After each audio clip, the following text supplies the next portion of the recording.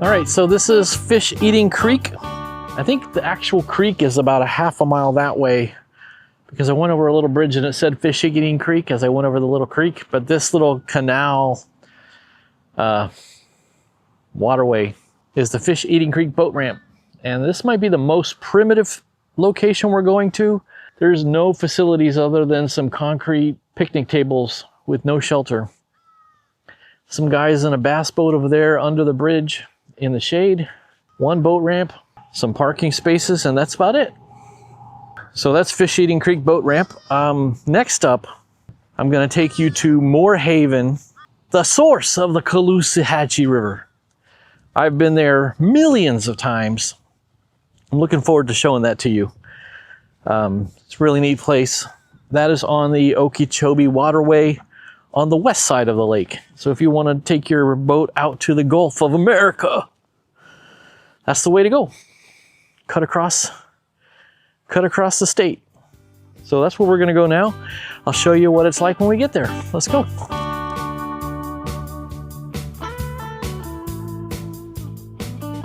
Welcome to Moorehaven, and this is the Calossahatchee River. It's essentially the beginning of the Calossahatchee River. It's where it joins this canal and flows out of Lake Okeechobee on its way to the Gulf of America. So this large bridge here goes over the waterway so the boats can go through without having to wait on a drawbridge. This cute little park here for veterans. It's got all these nice monuments to all the different foreign wars and forever wars and big great wars. It's a good park. But I've come here, like I said, a million times. This is a great place. And if you're on a motorcycle, I would recommend you follow the river down this riverside road here. Follow it to the west as far as you can go.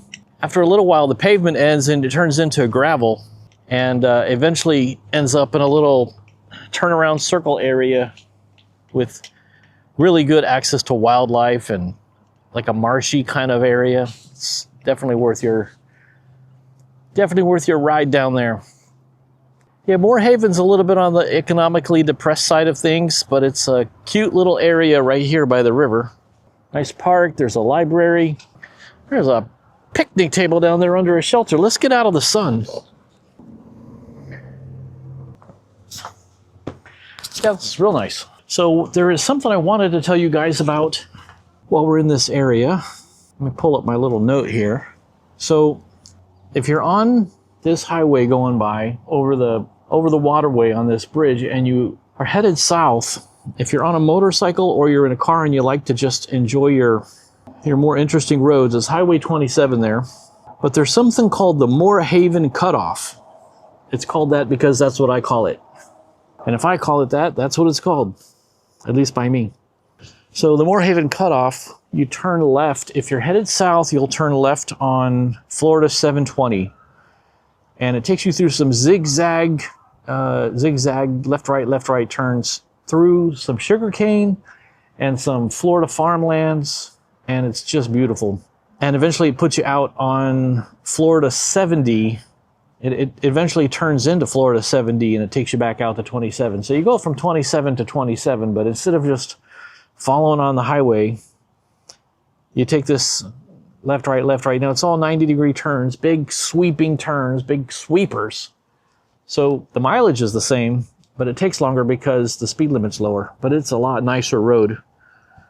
The only thing about that is that you do avoid Whidden Corner. And Whidden Corner is a very famous intersection of 27 and Highway, what was it? 80. Highway 80, which you take, if you were to take it west, it would take you to LaBelle.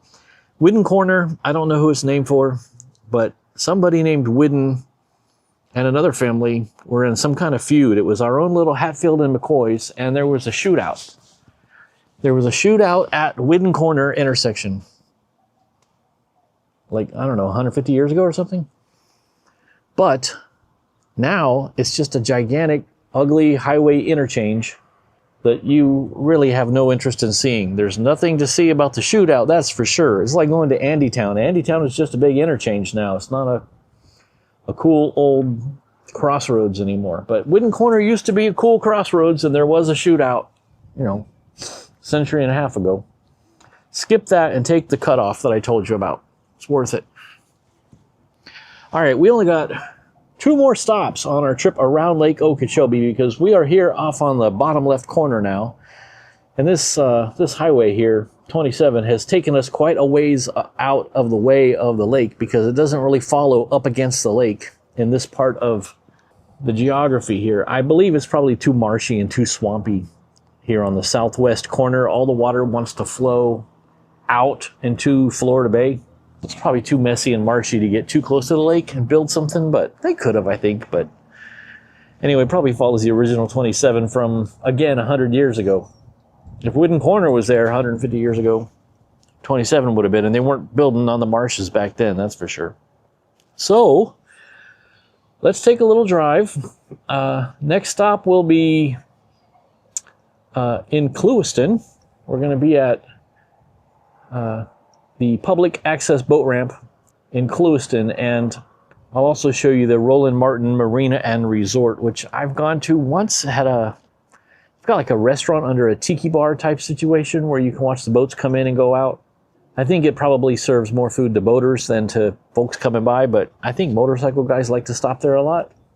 All I remember about it was that the burger and fries were pretty good. All right, folks, let's take a little walk back to the car, say goodbye to Moorehaven, and let's go to the Clewiston Public Access Boat Ramp.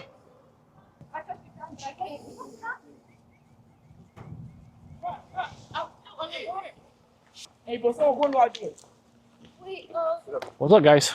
How you doing? I'm doing good. How you doing, man? Pretty good. I ain't gonna lie. I just jumped in the water. Did you?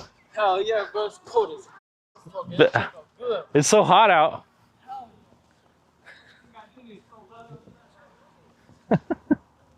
Gotta love Gen Z.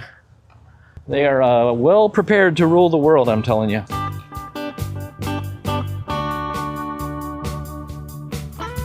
Yeah, this is real nice.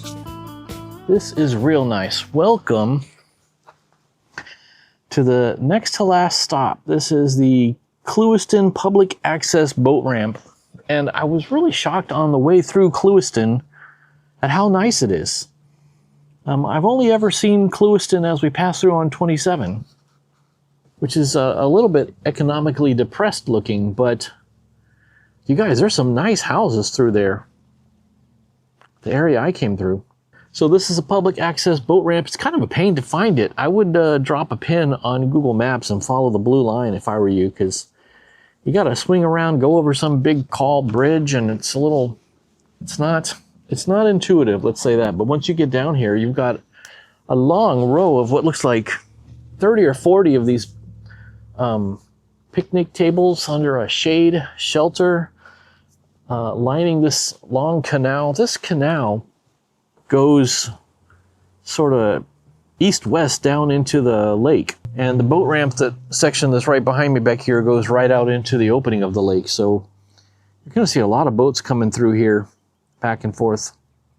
Like I had said before, it's real close to this Roland and Mary Ann Martin restaurant, resort, tiki bar, outdoor restaurant. It's real nice. I mean, it's okay. It's kind of like a fish camp outside, to be honest with you. Yeah, so this is obviously a good place to come and hang out. Might be one of the nicest ones we've stopped at today, and we are almost all the way around the lake.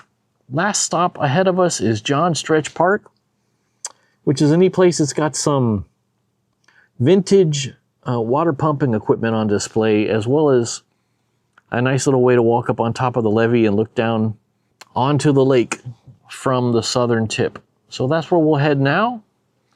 It is getting to be 5:40 or so, so we had a nice day driving around the lake, haven't we? Looks like somebody's motor died, and they are getting rescued by a jet ski. So that's good. It's very clever and convenient. All right, well, let's get going. Let's go ahead and head on out and make our way to John Stretch Park. And I'll show that to you, and then I'll tell you good night, good evening, good afternoon, good day. Good day, sir!